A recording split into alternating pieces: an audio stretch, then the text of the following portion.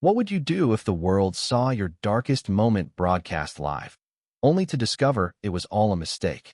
On a humid July evening in Atlanta, Marcus Tate, a 29-year-old high school teacher, walked home from a community basketball game, his sneakers scuffing against the cracked sidewalk. The sun dipped low, casting long shadows over the neighborhood. Marcus, a man known for his quiet kindness and dedication to his students, had no idea his life was about to change forever. It started with a patrol car's screeching tires.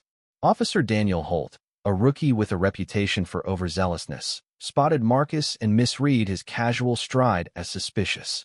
Within moments, Marcus was pinned against a brick wall, cuffs biting into his wrists, accused of matching the description of a robbery suspect. "I'm just a teacher," Marcus pleaded, his voice steady but laced with fear.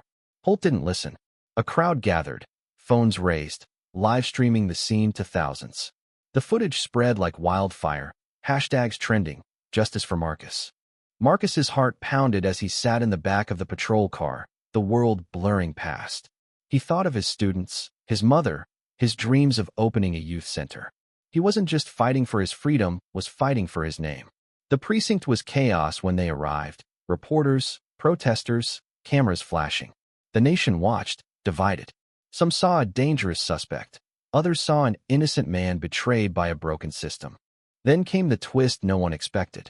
As Marcus sat in a holding cell, a teenage girl named Aisha, one of his former students, pushed through the crowd outside.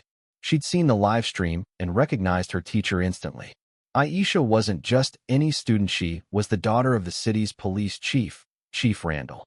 She stormed into her father's office, tears streaming, demanding he review the case. "That's Mr. Tate," she cried.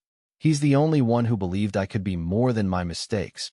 Her words hit Randall like a thunderbolt. He pulled the robbery report and surveillance footage. The suspect's description was vague, the timeline shaky.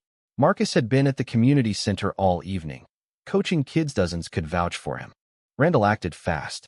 He ordered Marcus's release and launched an investigation into Holt's conduct. But the story didn't end there. Aisha, fueled by gratitude and fury, organized a press conference outside the precinct.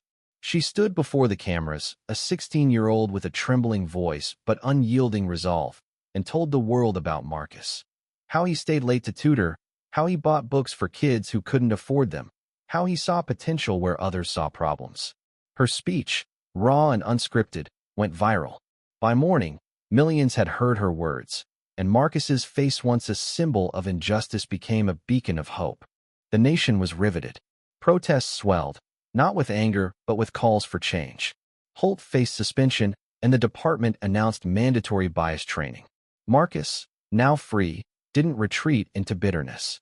Instead, he spoke at Aisha's press conference, his voice calm but powerful. "This isn't about me," he said, eyes glistening.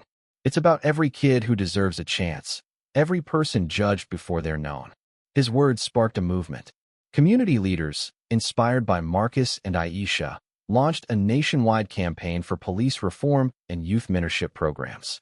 Weeks later, Marcus stood in his classroom, facing his students. Aisha sat in the front row, her eyes bright with pride. Outside, the world was still watching, but inside, it was just Mr. Tate and his kids, dreaming of a better tomorrow. The cameras had captured a mistake, but they also captured a truth. One voice, one act of courage, could ripple across a nation. Marcus's story wasn't just about a wrongful arrest, it was about redemption, unity, and the power of standing up. And it all began with a teenage girl who refused to stay silent. Yendi,